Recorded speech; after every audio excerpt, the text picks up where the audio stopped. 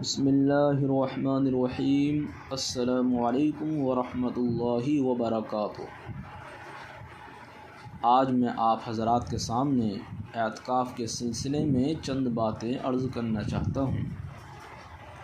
رمضان المبارک کے آخری عشرے کا اعتکاف کرنا یہ سنت مؤکدہ علی الکفایہ ہے۔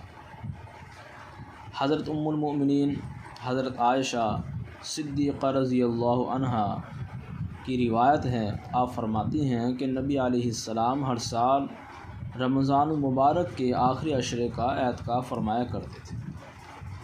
تو جس عمل کو نبی علیہ السلام خود ادا فرما رہے ہیں اور خود آپ بیٹھ رہے ہیں، تو اس کی سنت کا اور کیا اندازہ لگایا جا سکتا ہے کہ کتنی اہمیت کا حامل یہ اعتکاف ہوتا ہے۔ تو رمضان کے آخری عشرے کا جو اعتکاف ہے یہ سنت مؤکدہ علی الکفایہ ہوتا ہے، اور اس کا مطلب یہ ہے کہ اگر محلے کے لوگ اس سنت کو ادا کر دیتے ہیں تو سارے محلے والوں کی طرف سے وہ سنت ادا ہو جاتی ہے۔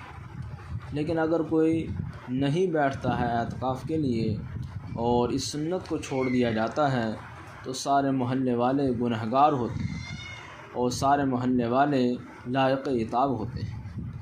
اس لیے جس مسجد کے اندر 5 وقتہ نماز ہوتی ہے، 5 وقتہ نماز ہوتی ہے، اس مسجد کے اندر اعتکاف ضرور کرنا چاہیے اور اعتکاف کی سنت کو نہیں چھوڑنا چاہیے۔ وآخر دعوانا الحمدللہ رب العالمین۔